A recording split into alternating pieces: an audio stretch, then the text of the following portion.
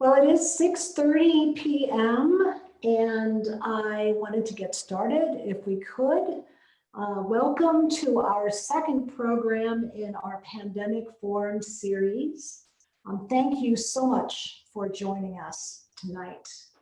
I'm Deacon Gail Britt, Minister of Hope and Healing for Shepherd of the Valley and American Lutheran Churches in Grand Junction.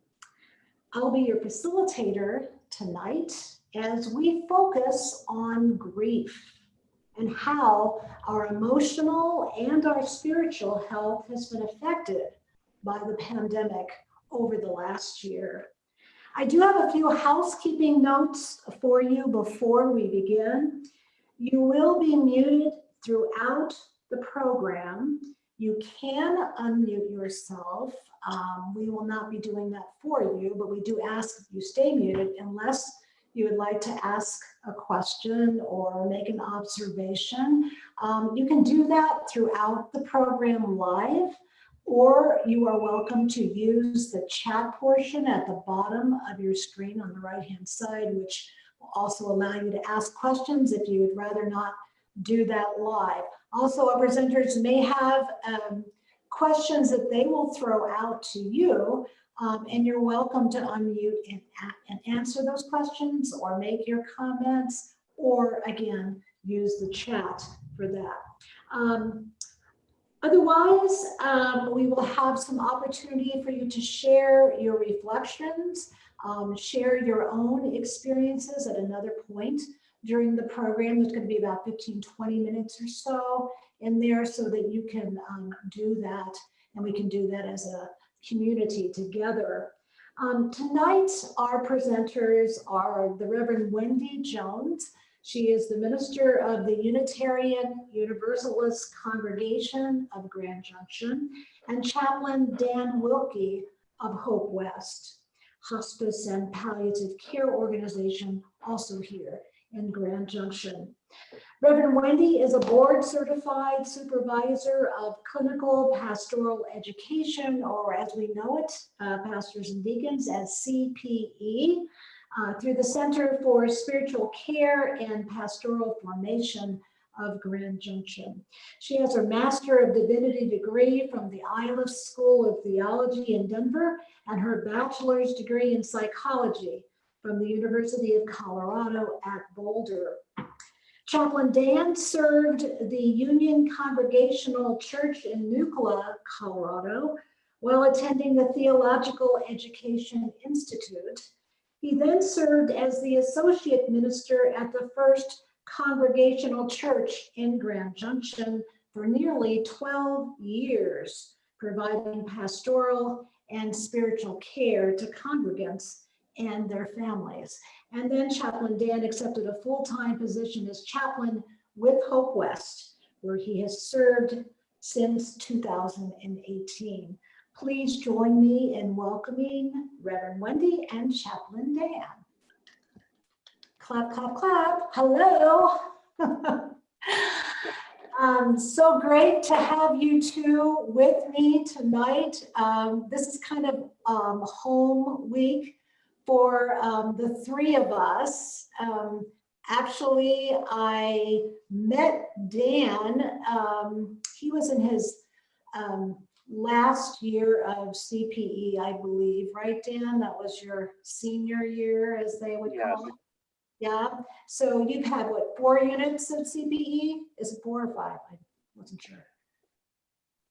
4 units of CPE. I was in my first unit of CPE, and I have had 2 units of CPE. Reverend Wendy was one of our supervisors. So here we are again, talking about a topic that is near and dear to our hearts, the topic of grief. And all of the things that have compounded in the last year with grief and pandemic fatigue and anxiety and so many overlaps, right? With the grief that we might have been experiencing with the death of a loved one, whether it would have been COVID related or not. I mean, so it's not just bereavement that we're talking about here. We're talking about really a different kind of grief, pandemic grief. So we're going to unpack that for you tonight with our presenters. And so I just wanted to get started, if we could, and I believe that Chaplain Dan is going to lead us off with some of his experiences that he's had in this last year with HopeWest. Chaplain Dan. Thank you, Gail. Well, it's been a difficult year, as you can imagine, and COVID-19 has impacted all of us in different ways, whether it's not being able to have a cup of coffee with friends or not being able to attend worship regularly, wearing a mask everywhere you go. That's had an impact on a lot of people. But I want to talk about specifically what's happened with our patients and caregivers at HopeWest. When we had to start wearing masks everywhere, you can only imagine if you're hard of hearing and read lips. You don't really think about it until you put that mask on, and it changes tones and voices, and it muffles voices, and people can't hear you. You're trying to have a conversation to get to know someone.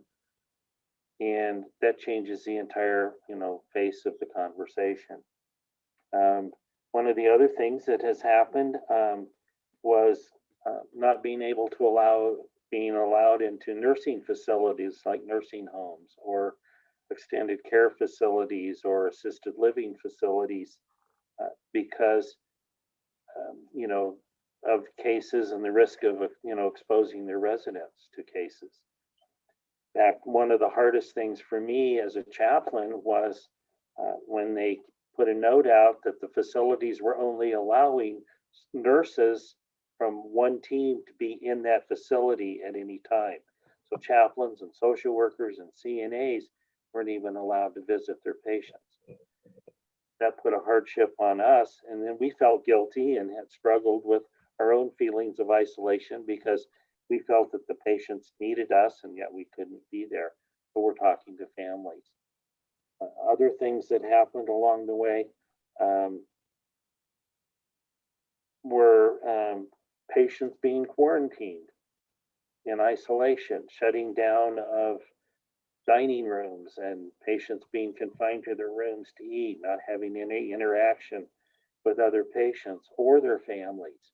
Families were not allowed to visit in facilities. They could visit through a window perhaps later on, but at the initial stages they couldn't. If a patient left for, say, a holiday, or they had to go to the doctor, or they wanted to spend time with a family member, I had one lady that went to her great-great-grandson's baptismal service and christening at a different Lutheran denomination, and came back and had to totally be quarantined along with her roommate for 14 days. So even if a patient was quarantined, their roommate had to be quarantined, which put both of them in isolation. And guilt. Families were going, what have I done, by putting my loved one in a facility, and now I can't go see them, they can't see me, they can't, interact with anybody else. And this sense of isolation and loneliness impacted a lot of the patient's health conditions. So if they were declining, and then the sense of isolation furthered their decline. In many cases, if a patient had Alzheimer's, for instance, having a sense of isolation deeply impacted the little bit of stimulation that they did have from family and hastened their onset of symptoms with Alzheimer's. So you can understand some of the very difficult decisions that were happening. Not being able to be with families at holidays was a very difficult struggle. That was really hard, and families not being able to be with a loved one in a nursing home or an assisted living facility caused great feelings of angst and stress. And then lastly, when families knew that a loved one was admitted to hospice maybe was, actively dying or to dying, wondering if they were even going to be able to be with their loved one as they,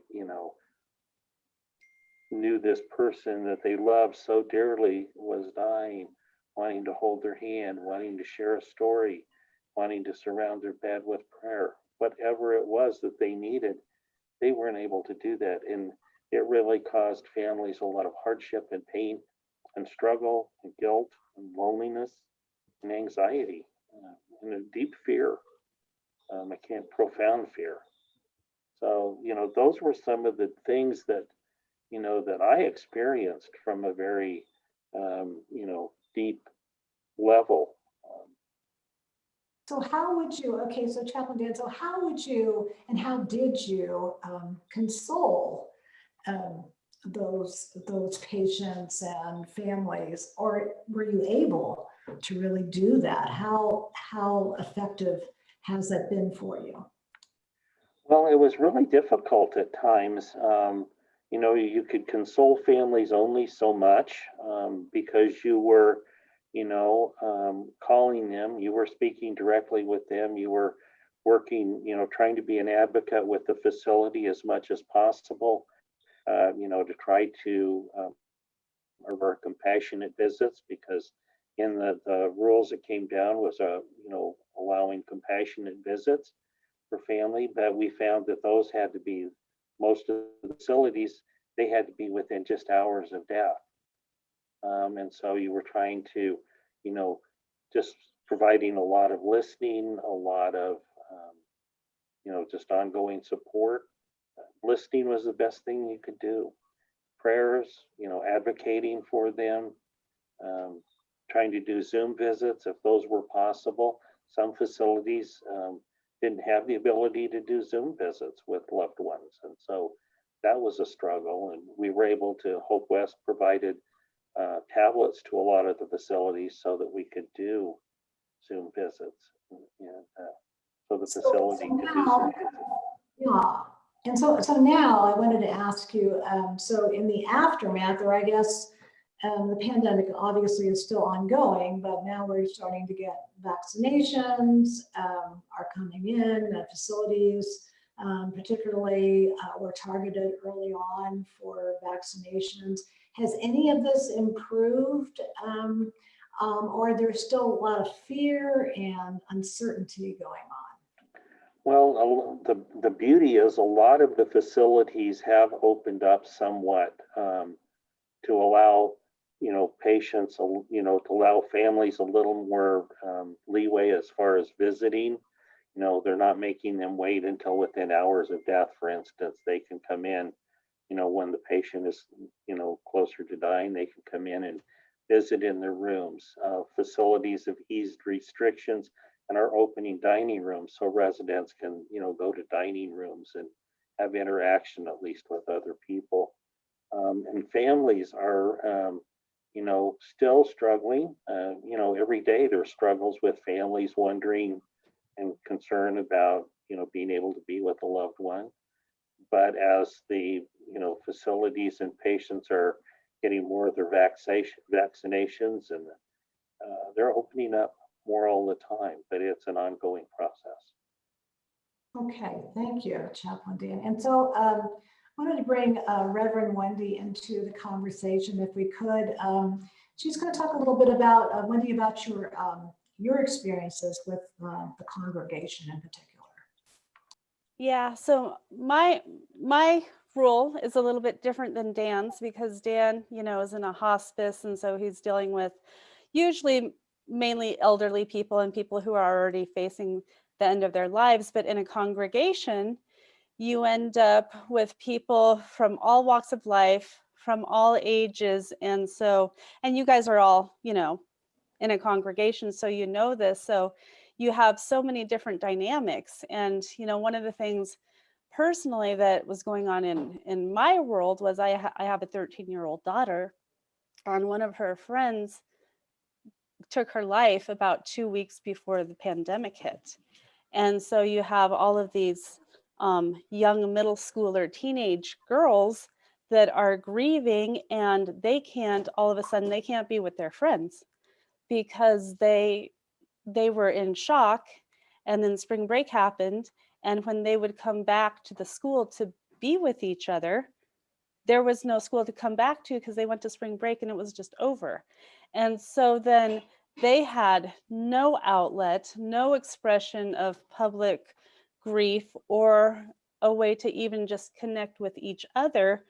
So what they ended up doing was they ended up going onto their devices, their little phones, and, you know, texting and TikToking about their grief, which wasn't always helpful. And so then I got a few phone calls from parents saying, you know, have you checked in on your daughter? Because what she's saying on Snapchat right now is kind of concerning.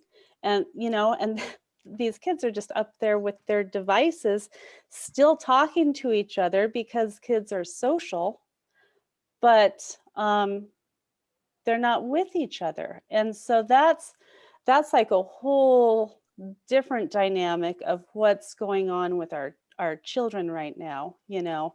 And then the younger kids, you know, in our congregation, you know, we have one little boy, little 5-year-old, who had just, you know, been taken out of his home, was just living with his grandmother, and was just starting to come out of his shell with the other children in the Sunday school program, and that like just stopped. And so his young budding ability to be socialized just kind of stopped. And so there's grief associated with all of that, you know, and we all experienced it. We all went through this year.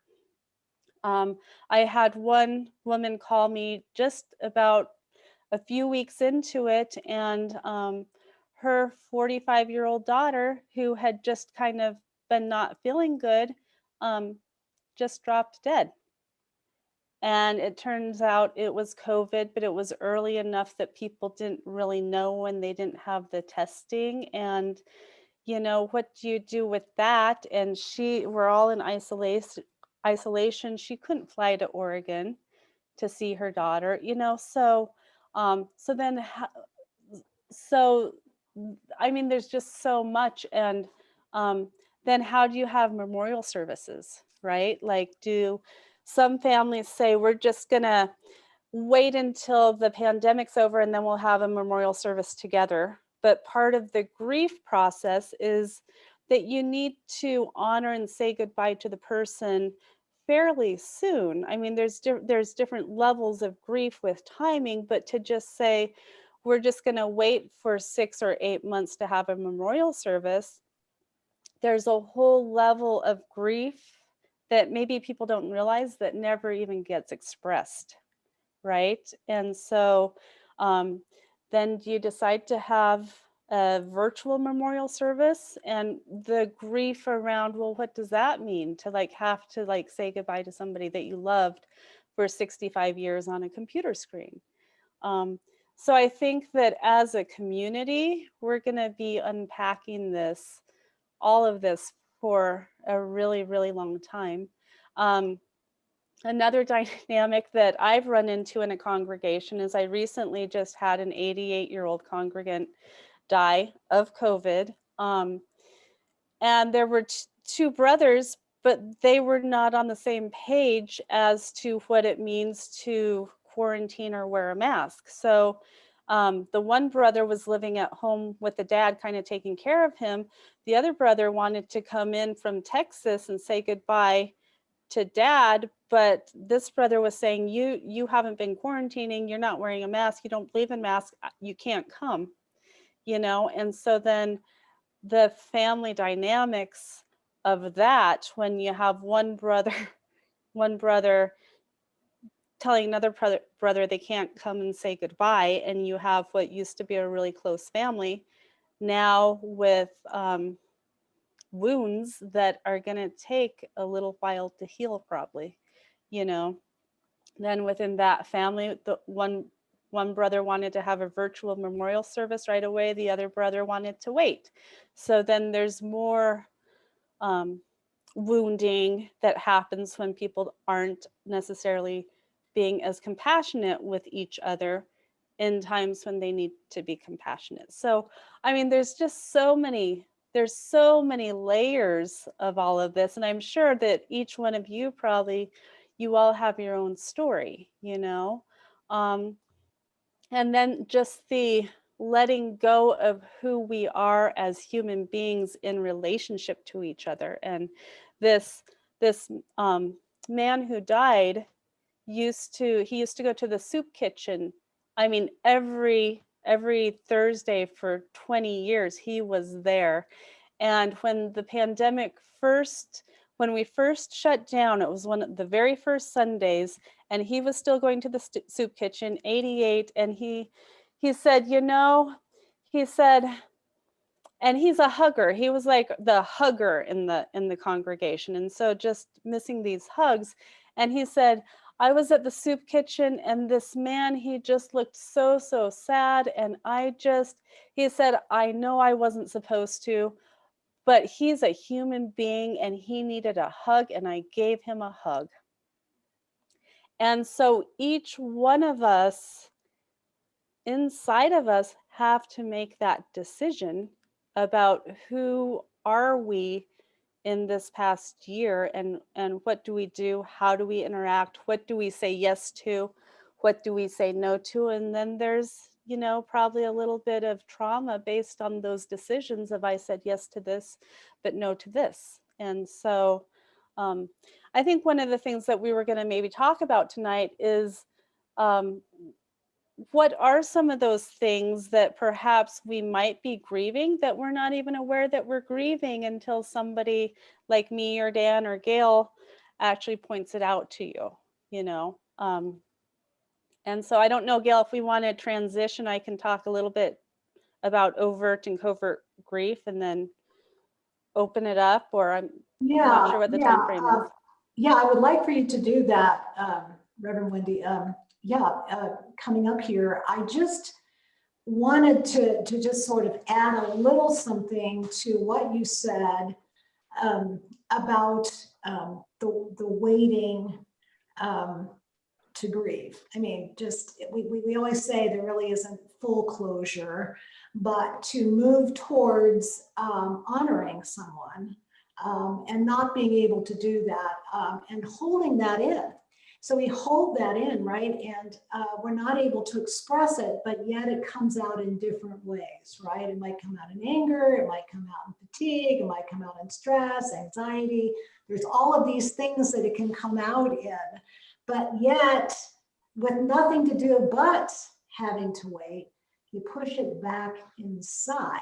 So I was wondering if you and Chaplain Dan maybe could comment a little bit about what does that do to us when we keep pushing it back and pushing it back over a long period of time like we've been doing?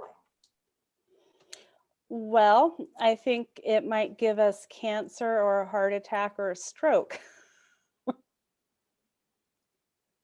It goes to the physical, or can go to the physical. It can go to the physical.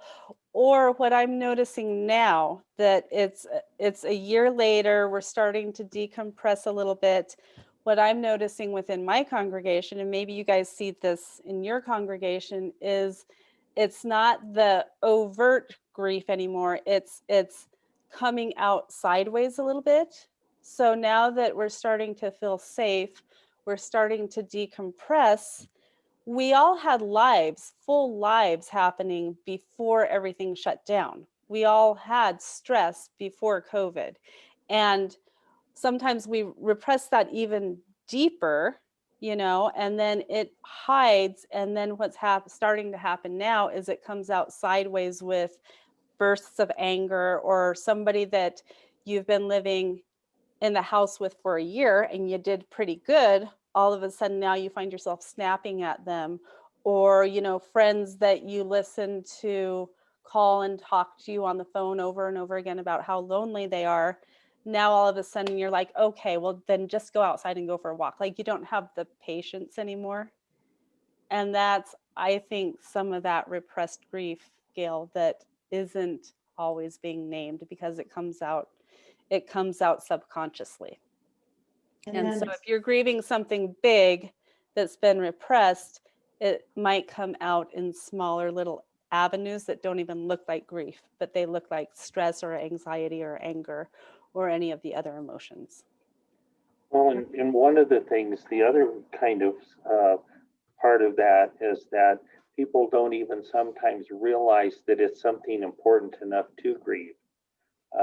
You know, just not being able to have a cup of coffee with friends, and they will, you know, well, it's not that big a deal. There's people who do things, but then it begins to build up. And then it's maybe, you know, not having that cup of coffee. And then maybe it's not being able to, you know, reach somebody on the phone. And, you know, they don't think about it as being something that's triggering their grief. And they stuff that back. And yet they need to honor that as well. Those little itty bitty things are also part of the grief. And they can lead to, you know, grief that's not even acknowledged, grief that's not even aware of, and it complicates the even bigger applications of grief that they're dealing with. And another thing that Wendy didn't mention, you know, as far as some of the things that we're seeing, is the things that we eat. You know, changes in appetite are a great, you know, signifier of grief.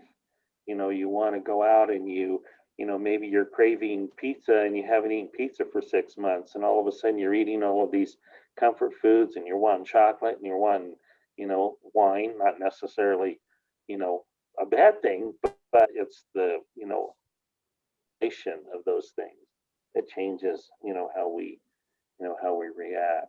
So I hope that, you know, I realized and it wasn't until I was talking to Gail and Dan when we were preparing for this, I was grieving the fact that I love having a minivan full of kids.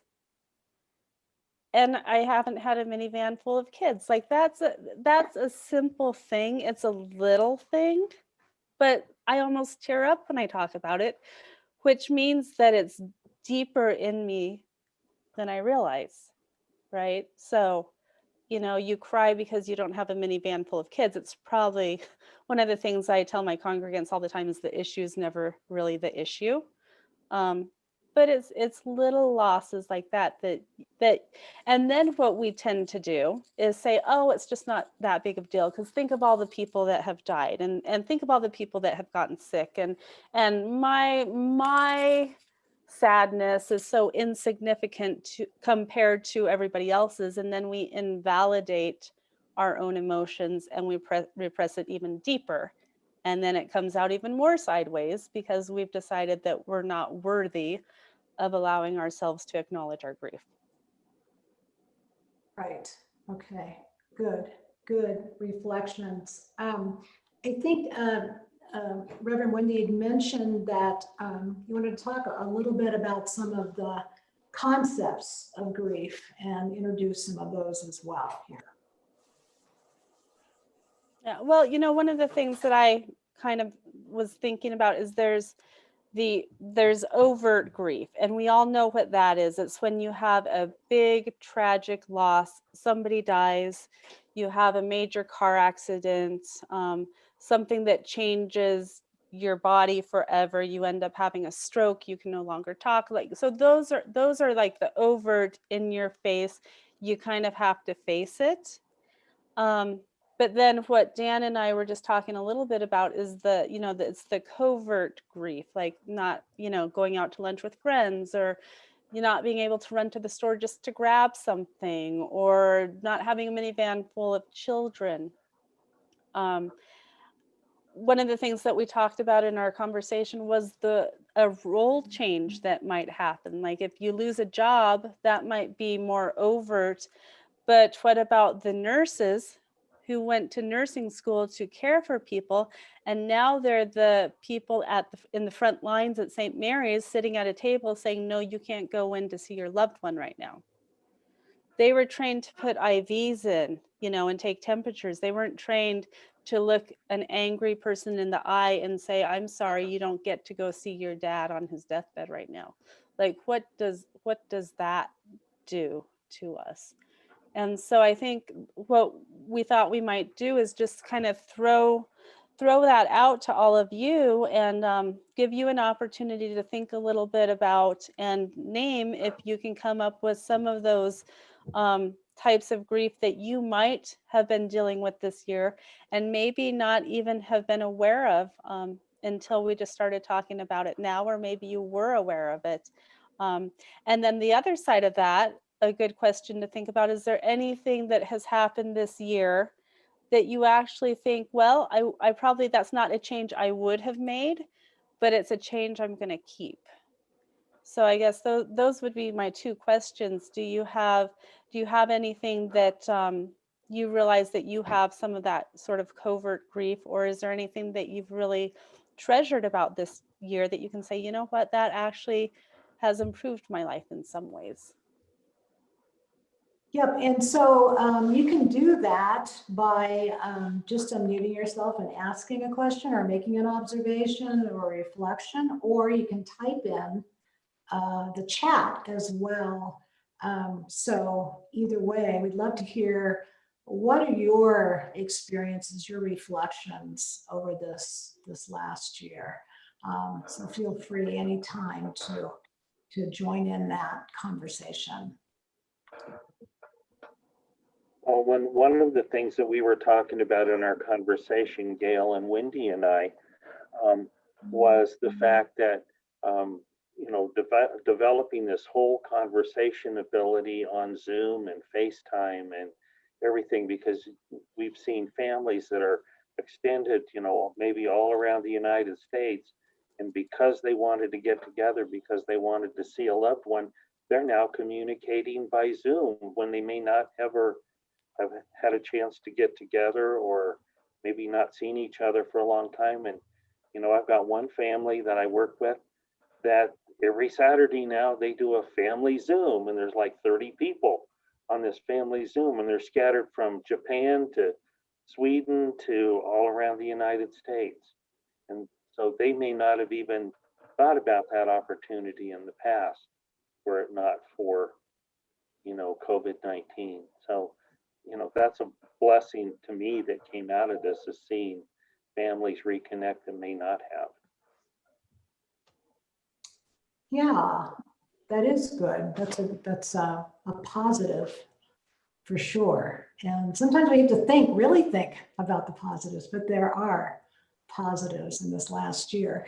And maybe, Reverend Wendy, we could even ask specific questions like how many people may have felt isolated, or how many people have experienced anger or frustration or anxiety or stress. Perhaps we could just maybe make more specific questions. Well, it looks like Kathy unmuted.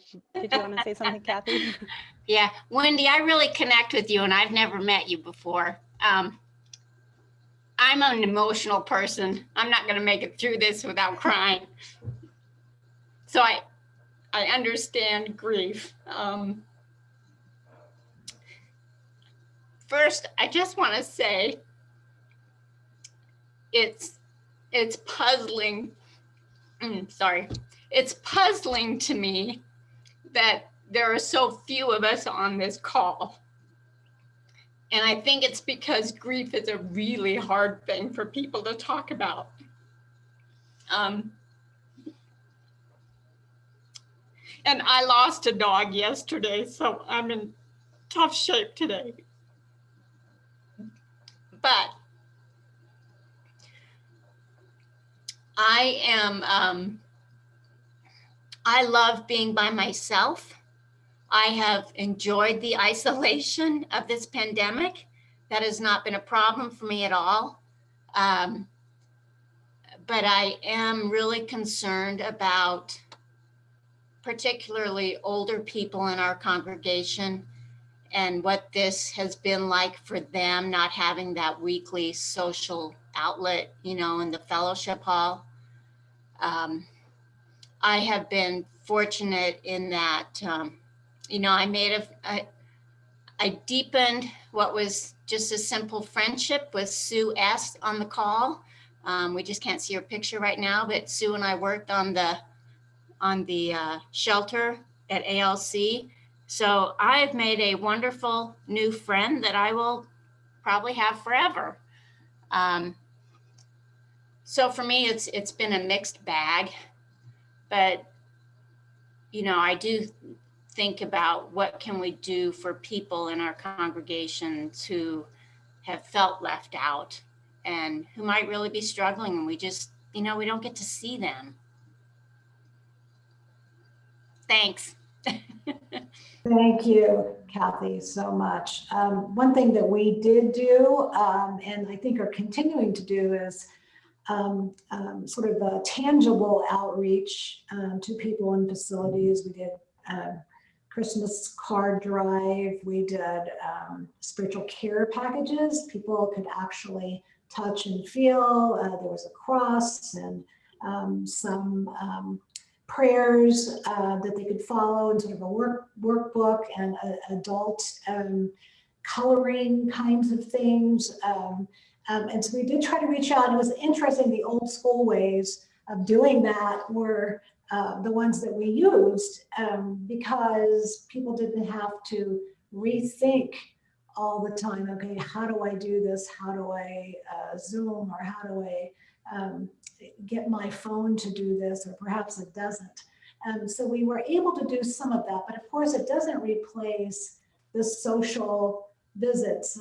Certainly, as a minister of hope and healing, we had Eucharistic ministers that would come do home communion, that kind of thing.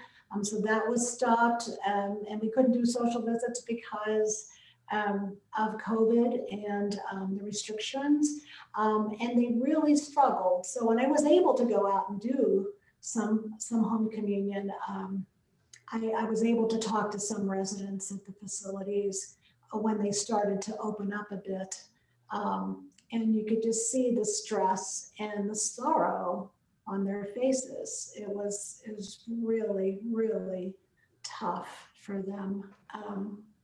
So anything to add? Another thing that I'm seeing now, as more people are starting to get their vaccines, and Dan, I don't know if you're seeing this, or Gail, but I'm also seeing some of my congregants who got used to not going out are now kind of having a hard time with re-entry. And so now I have some congregants who, even though they've had both of their vaccines,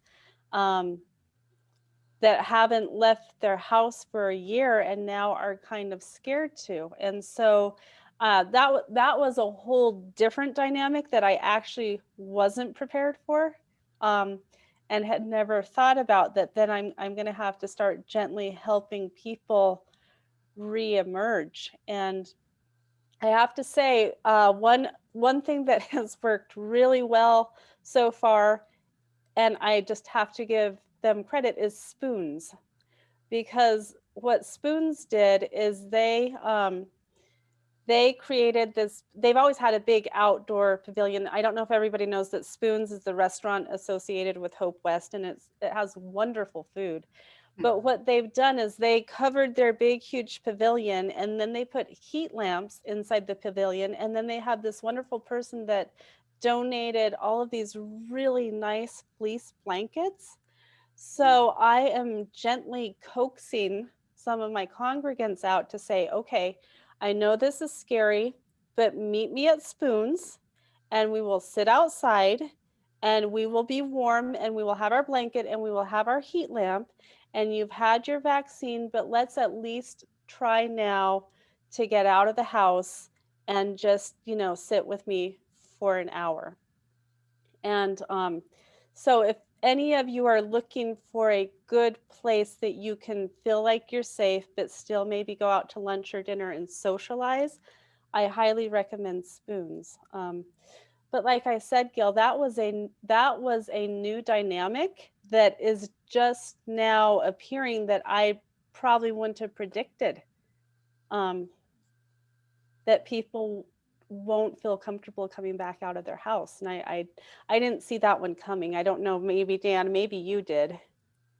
No, actually, I didn't see that coming either. And I was kind of surprised because I've ran into the same thing at some of the assisted living facilities with them opening the dining rooms back up, people being reluctant to come out in the dining room and participate with other residents, play cards. I mean, there's the few that really wanted to get together, but there are many that are still very afraid of going out in the dining room, going down the hall, sitting with other residents. And that's a whole different thing that I would never have expected. Right. The Sue, I fear. see that your hand is up. Oh, but you're muted. I think It doesn't look like she has a microphone's not working. microphone. There's no audio. There we go. Maybe. Okay, now you can unmute yourself, Sue, and you should be able, you're still muted, but I think you can unmute now and then talk.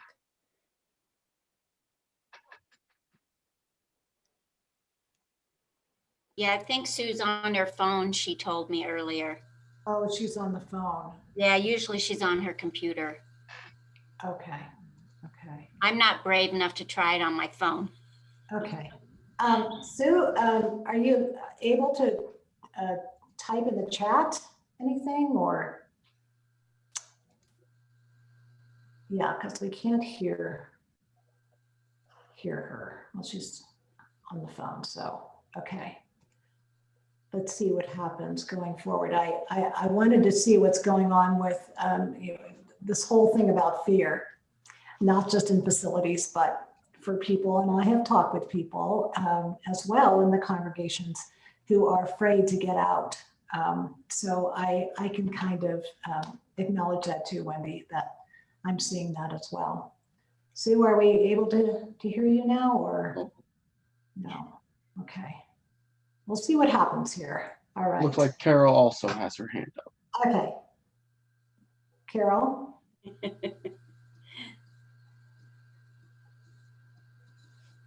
Okay, let's see. Oh, there you are. While we're waiting for Sue, I'll just confess that I'm a little bit that way myself. Have been fully vaccinated, and finally, just out of desperation, went and got my hair cut. But I'm still finding that it's really hard to feel comfortable out and about. And it surprises me because I'm not that kind of person to feel that normally, I'm usually a very active person to go out. Part of it, when I go to the store, I'm still trying to go early and avoid crowds and all of those things. And maybe it's just out of habit, but I really do feel strange now to try to go out. And thank you for the suggestion about spoons. We've been wanting to do something like that, but just didn't know where. And I like the idea of being outdoors. We go out and walk all the time to be out. So I'm not feeling like we're, just shuttered in the house or anything like that. But it's just not wanting to be around other people very much. It's a strange thing. And part of it is not trusting, not necessarily knowing what other people are doing or not doing, how safe you've been, but are all the other people at the grocery store, have they been safe? Kind of like with my two brothers, they just had different paradigms of what this pandemic is, and they're just not seeing eye to eye. And so that creates some distrust between what is safe and what's not safe. And I think, I didn't have a reaction with either vaccine. So it was kind of funny. So I think well, did I really get vaccinated or not? Am I really safe? Or is that, I think I am, but it's kind of a strange feeling because you've been so careful for an entire year to suddenly say, okay, now it's okay. And, I watch people say, oh, well, I'm going to go travel. I'm going to do this. I'm going to do that. But I'm still not ready to do all of that yet. So the gradual reentry, Carol, Mhm. that's good to you. And other ways other than spins too, that you might be able to do that and reintroduce yourself, right? figuratively and literally to the world around you. Yeah. Yeah.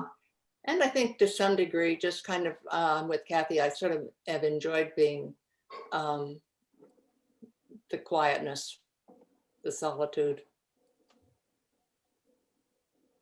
Yeah, makes sense. Makes sense. And I think Kathy said something early on too about, why is it there aren't more people that are participating tonight? And it is true that grief is a very hard topic. Bereavement is a hard topic. And then when you've been dealing with it for a year or more, and there's all this fear and mistrust. And as Reverend Wendy said, the layers upon layers, and depending on who you are and your personality and what you've been through, that can be compounded. And so we really don't know where people are, right? We don't know, what they're thinking, or we haven't had that sense of touch in a year with others. And that does something, I think, to our psyche, that we can't, hug, we can't share the peace in the congregation like we Or even smile at each other.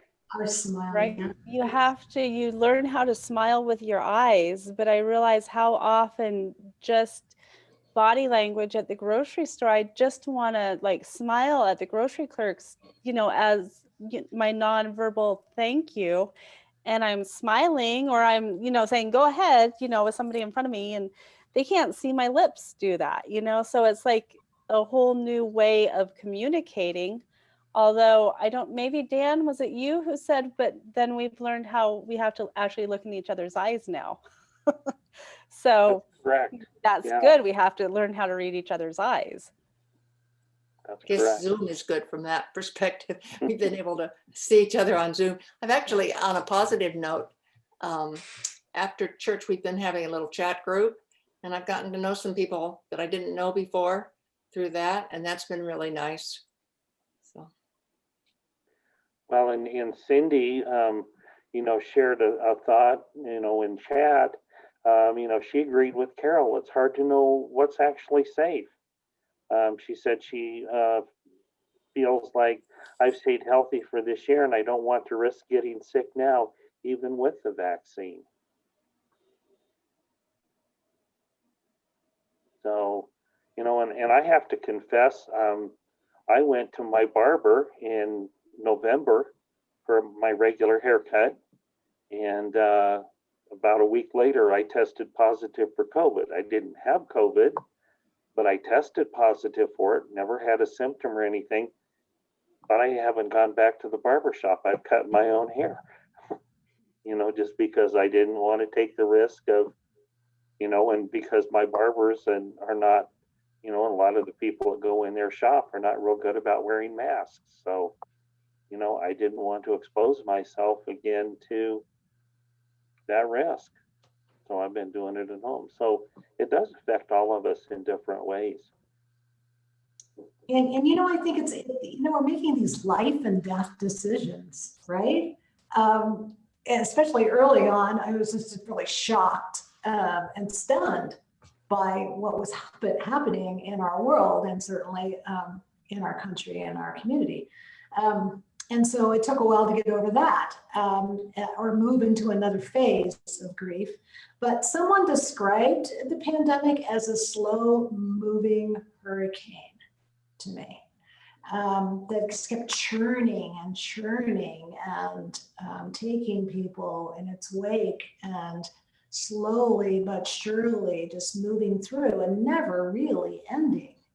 And that is traumatic. And I think we need to kind of name that, because I think we've been through a very real and continue to go through a very real trauma. Absolutely. Dave's hand is up. Oh, Dave, yes. I wanted to respond to Wendy's question, but thank you for the opportunity to join the conversation.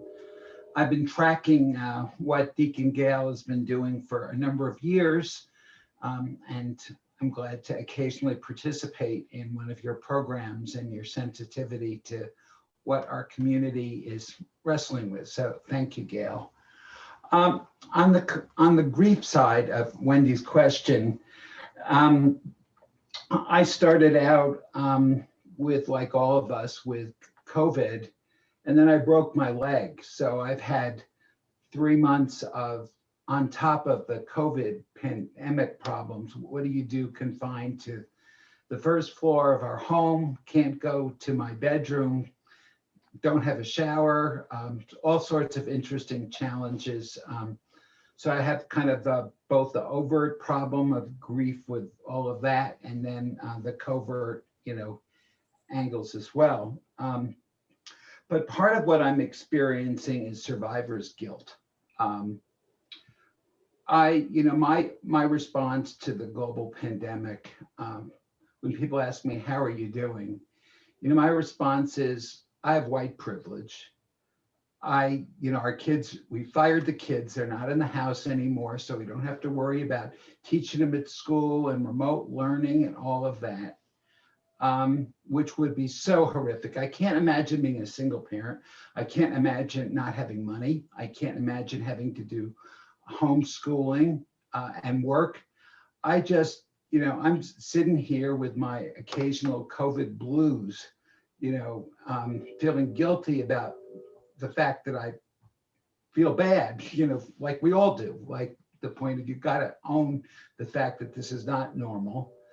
But I just think about the world, and I think about everything that's going on. And I really have a bit of survivor's guilt syndrome, because I'm just so fortunate against the backdrop of virtually everything. I got a job, I can work from home, and on and on and on. So that's kind of my response to that whole complex of things, Wendy, that you're kind of challenging us to kind of embrace and feel and acknowledge. Because sure, when you get blue and, we're all dealing with this, it's very hard to process. In terms of on the something good side of it, and I'm a glass half full person, those of you that know me, is this, Zoom video, social media for our good purpose has really been a blessing for me, in that we do have family Skype with our 2 kids. One is in New Jersey, one is in Wisconsin. We would never see them, and we see them virtually every week now. And my wife's dad is over 90, and the family is scattered all over the country. And every couple of weeks, we have the family with him. And we never did that. We were pretty distant, pretty atomized. And now we're much closer. In fact, we're planning to go off, those of us that are vaccinated now, and my wife and her brother, to Sedona at the end of April and hike together carefully. But, we're doing, that wouldn't have happened. So, and then, in terms of trying to deal with all the emotional stuff, I'm from back east, and I was in a men's group for 40 something years that still exists. And now I've been actively with those guys, again, after 40 years, because of Zoom. Because even though they're in Philadelphia, they had to disband, they couldn't meet. So they decided to meet, in a local, location for our Thursday night, every other week, meetings. And they invited those of us that were in the diaspora that had kept in touch in terms of relationship to reconnect. And oh my gosh, you cannot, ever reinvent 40 to 50 years of life experience, especially if you've been vulnerable and been willing to really take risks, which is the nature of this group. So that's something I would offer in response to the question of what are some of the upsides maybe of all of this. But what I'm struck with is just something for us all to process is, it sounds like we have an opportunity for doing a lot of work together to process reentry. when we begin to get out of this, there's going to be a lot of opportunity to reconnect, to share experience, to be more vulnerable, to form deeper relationships. I think there's certainly a reflection, however we walk our path in this life, to, you know, be a lot more reflective and aware of things that matter. And if you really want to go out on a limb and try to do something that matters, how on earth can we reconcile and understand each other in this cultural divide, like Wendy, you were describing with the brothers? Because we got to do something to be human and stop the culture wars. So thank you so much for, and I know I talked a long time, I'm sorry, but I've been taking notes as we've been going on. David, we wouldn't expect anything less of you. So thank you for all of those comments. Those were really wonderful. Thank you for that. And yeah, any thoughts on that, Dan or Wendy, on what David shared? No, just reconnecting with friends that you've had for 40 or 50 years. You almost can't put a price tag on that, you know? So like I said, it hasn't been all bad. You know, there are some things to keep. A lot of my young parents realized that they needed to slow down to be with their children, you know, and that's some of the stuff that they're going to keep. And, you know, one of the things that I think that we'll keep as a church board is we can do our board meetings on Zoom as easily as we can all drive to the church, sit for 2 hours and drive home, you know. So just little things like that that can create more convenience and the reconnections and everything. But thanks for sharing, David. Dave, thank you. But I wanted to acknowledge Dave's survivor's guilt a little bit. I mean, that's real, and it's you know, don't set it aside, acknowledge it, and you know, struggle with it. I mean, it's going to mean some struggle, and work, you know, try to work through it. But it is real, and it's not something to discount or to just stuff. It's real, and it's there, and it you know, it's something that you'll wrestle with, I'm sure, for a very long time, David. There's actually a new term for that. It's called disenfranchised grief. Thank you, It's Wendy. when we actually are not willing to recognize our own grief, because like I said earlier, we are deciding that our grief doesn't matter as much as somebody else's. So survivor's guilt is one way to put that, but the new term is disenfranchised grief, and I kind of like that. Thank you. Thank you, Reverend Wendy. And so I think we're going to try to honor our time frame, but Chaplain Dan had some coping strategies. Maybe Dan, you can bring up a few of those before we close. Sure. We could just go a few minutes over, it's fine, and no problem. So. Right. Well, you know, one of the, you know, there's a lot of different coping strategies, but I share these frequently with, you know, care providers and caregivers in assisted living facilities and things. But, you know, they're very simple, very straightforward. Exercise is one of the very best things that you can do. Walking, running, biking, swimming, hiking, those are all good things. They stimulate the endorphins in the brain, which helps, you know, with one's overall moods and stress. Yoga, if you're yoga, Tai Chi, meditation, deep breathing techniques are all good practices because they're, you know, relaxing and calming. One of the, you know, several that I, you know, have, one of my classes that I did said, well, what about drinking? And I said, well, you know, drinking to excess may not be a good coping strategy every night, but, you know, going out with friends and, you know, or, you know, maybe having a few drinks and dancing in your living room could be something that could be, you know, stimulating and relaxing. Spending time with one's pets. There's something, you know, calming about petting a dog or having a cat curl up on your lap and purr. They're all, that's all just comforting.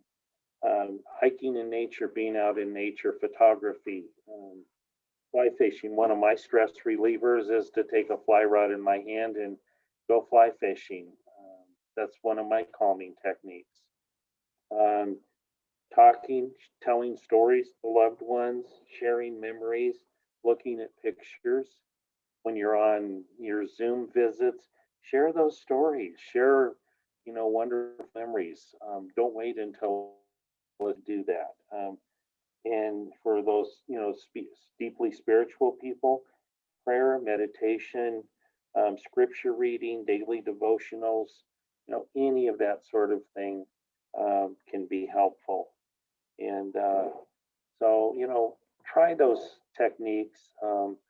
And usually at this time of, the meeting or closing a meeting, I would lead us through a guided meditation, but we're already at our time. And so I'm not going to do that at this moment, but that is something that's very, helpful to try to do. So thank you all. I hope that these suggestions help. Thank you, Chaplain Dan. Thank you so much. I believe that they will. It'd be good to try even one or two, and that would be wonderful. So I wanted to remind all of you that our pandemic series will continue. And next week, next Tuesday night at 6:30, we are going to learn how music therapy can lessen our anxiety and despair and fatigue. We have a music therapist that's board certified, Anastasia Canfield will be with us. We want to thank you all for coming tonight and joining in, and wish you a very blessed evening. Bye. Thank you to our presenters, Chaplain Dan, Reverend Wendy. Thank you so much. Thank you for doing this, Gail. Yes, absolutely. Thank you, Gail. You bet. You bet. Thank you all.